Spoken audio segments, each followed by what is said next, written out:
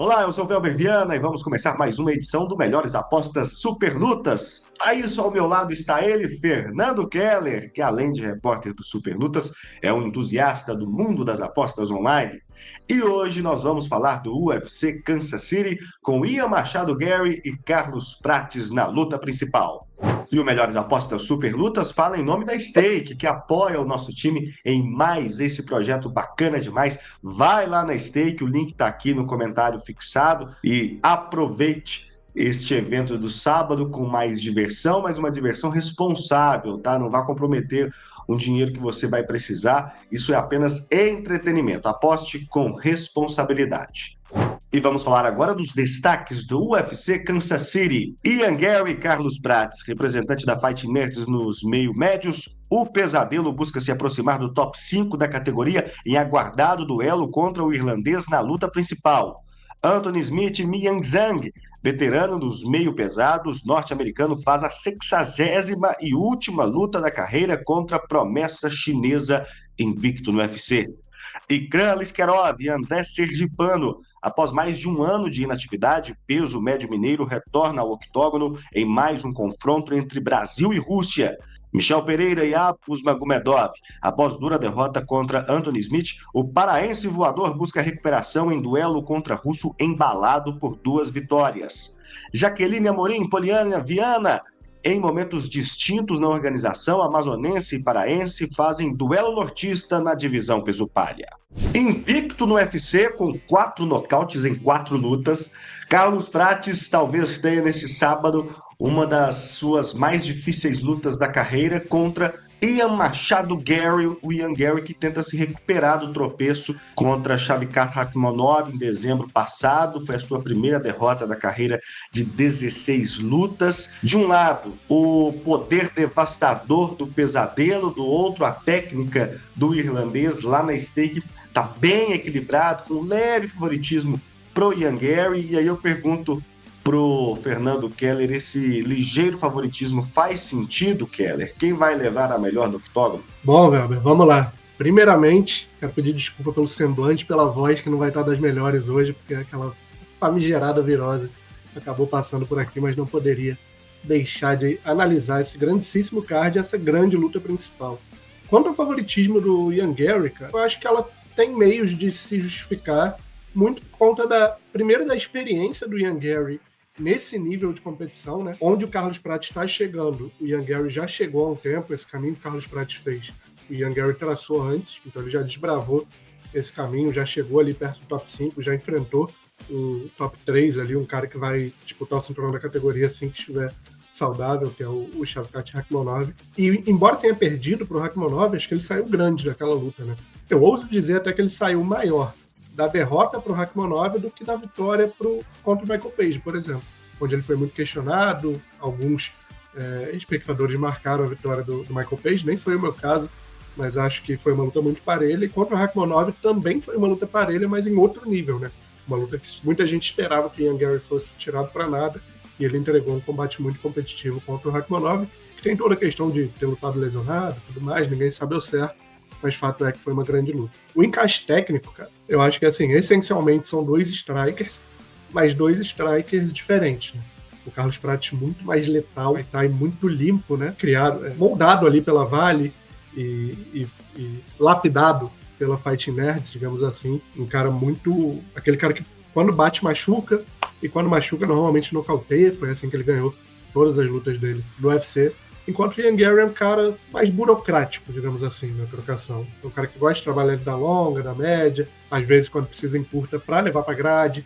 É um cara que trouxe essa luta agarrada contra o Michael Page.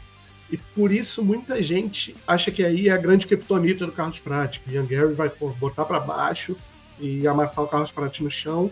Eu já acho que não é bem assim. Eu acho que contra o Michael Page tinha toda uma questão de ser um fator surpresa, né? Ninguém estava esperando. Até então, o Ian Gary era um cara da luta em pé, e contra o Michael Page, que é um striker mais refinado que ele usou o wrestling, botou para baixo e aí surpreendeu o Michael Page. Acho que esse fator surpresa acabou. Carlos Prates vai estar preparado para esse tipo de jogo, e acho que também tem a faixa preta do Carlos Prates, né? Que embora ele não tenha botado para jogo no UFC porque não precisou, A gente até viu ali no Contender, uma luta dele no UFC agora que ele deu uma raspagem ali, mostrou uma técnica no chão mais pontual, né? A gente nunca viu o jiu-jitsu dele de fato em ação no octógono. Talvez a gente veja pela primeira vez. Dito isso, se a gente bota todos os fatores na balança, eu acho que o favoritismo do Ian Gary tá confirmado. Primeiro, por ser um cara mais completo, entre aspas. Segundo, por ser um cara mais habituado a essas lutas nesse nível de competição. Tem também o fato da luta de 5 rounds, né? Acho que o Ian Gary, quando precisou, mostrou um gás bem decente ali nos rounds finais. É uma preocupação em torno delas para praticamente 2 maços de cigarro por dia. A gente sabe que isso pode afetar, embora a maioria das lutas dele tenham sido muito rápidas. A gente ainda não teve a oportunidade de ver o gás dele a longo prazo. Mas acho que o favoritismo do Ian Gary faz sentido, mas aqui a gente tem que optar pela burocracia ou pela magia. Então, apesar de concordar com o favoritismo do Ian Gary, tô sentindo aqui, sabe? Algo me diz que vai vir nocaute, mais um nocaute aí do pesadelo. Então, concordo com o favoritismo do Ian Gary, mas meu palpite é na zebra, meu palpite é no pesadelo, é no Carlos Prates. Ian Gary venceu 8 de 9 lutas no UFC, mas vem de derrota para Shavkat Rakhmonov. Conquistou 7 das 15 vitórias da carreira por nocaute. 6 das últimas lutas chegaram à decisão dos juízes, incluindo as últimas 4. Carlos Prates conquistou 19 das 21 vitórias da carreira na via rápida, com 16 nocautes e 3 finalizações. Conquistou 8 das últimas 10 vitórias em menos de um round e meio. Foi para a decisão dos juízes apenas 3 vezes em 27 lutas profissionais. Depois de um começo animador no peso médio, com 3 vitórias pela via rápida, o Michel Pereira, o nosso paraense voador, tropeçou no Anthony Hernandes, amargou uma derrota e agora ele vai tentar buscar retomar o caminho das vitórias, enfrentando o russo Abus Magomedov, que chega embalado por vitórias sobre o Arley Alves e sobre o Bruno Huck. E aí, Fernando Keller, o nosso paraense voador reencontra esse caminho que os vencedores trilham, ou o russo vai fazer mais uma vítima brasileira? Bom, Velber, aqui é um caso curioso, né? Porque os dois lutadores têm o mesmo estigma em momentos diferentes da carreira. Porque o Abus Magomedov, quando ele chega no UFC, e ele chega como uma surpresa, né? Vence ali uma luta e logo vai enfrentar o Sean Strickland num nível muito mais alto. E o que a gente percebe dele ali é um primeiro round muito forte contra o Sean Strickland e morrendo no gás completamente no segundo round, sendo atropelado pelo norte-americano. Então já lança aquele estigma de lutador de um round só. Coisa que nunca pertenceu ao Michel Pereira, né, cara? O Michel Pereira tem diversas vitórias na decisão dos juízes aí, desde os meio-médios, ao longo de toda a sua passagem pelo UFC, foi um cara que sempre performou muito bem em 3 rounds. Só que, se a gente pega o recorte recente, a gente vê um Abus Magomedov que perdeu para o Caio Borralho, mas numa luta que foi para decisão, e a gente vê onde o Caio Borralho está agora, e o Abus Magomedov conseguiu lutar 3 rounds com o Caio Borralho, depois ele luta 3 rounds com o Arley Alves e vence a luta, e depois ele luta quase 3 rounds ali com o Bruno Huck, e finaliza o Bruno Huck no 3º round.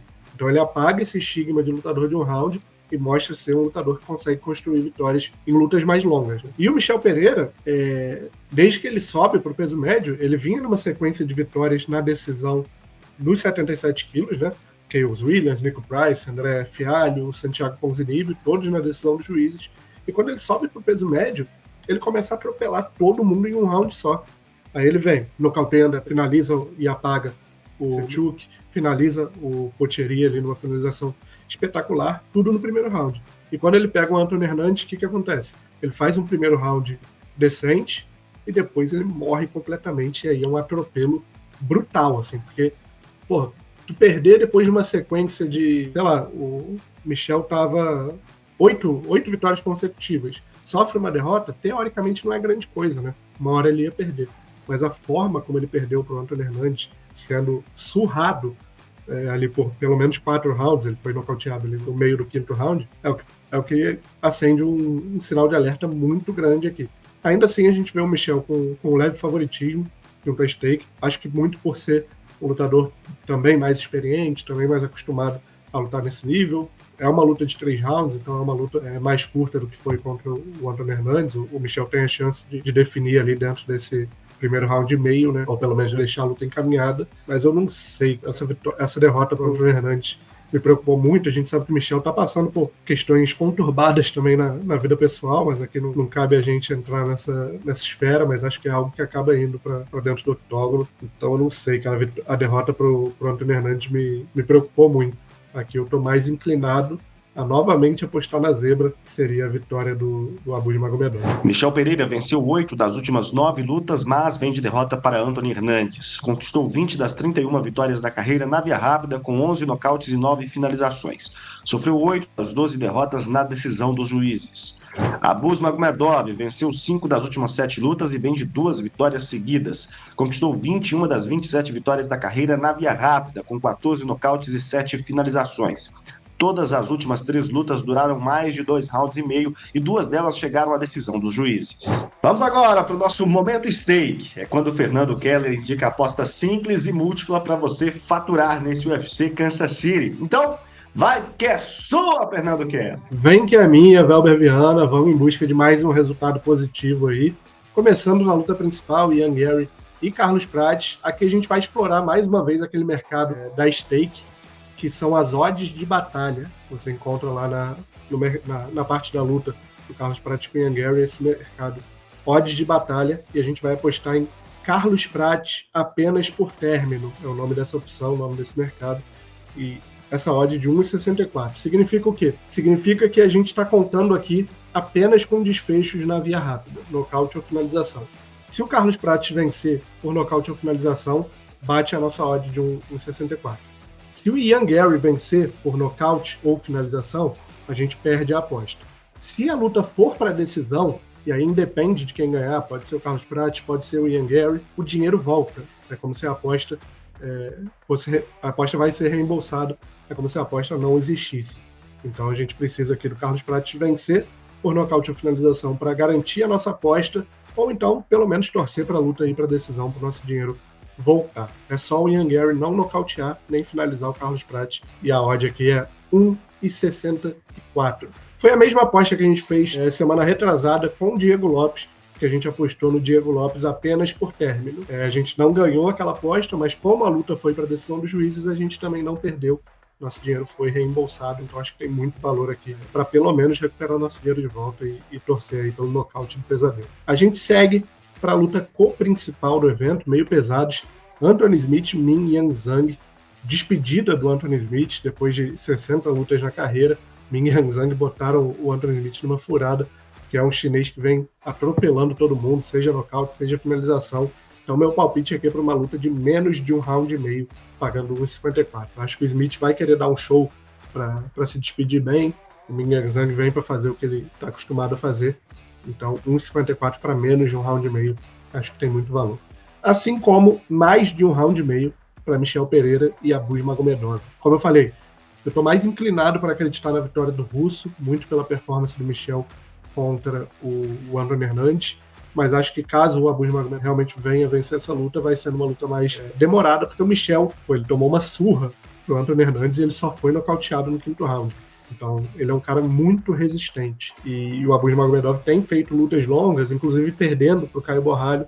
Então, acho que, independente do resultado aqui, a tendência de uma luta de mais de 1 round e meio, pagando 1,55, tem muito valor. E, por fim, infelizmente, aqui, vou apostar na vitória de Aliskerov por nocaute, pagando 1,52 contra o André Sergipano.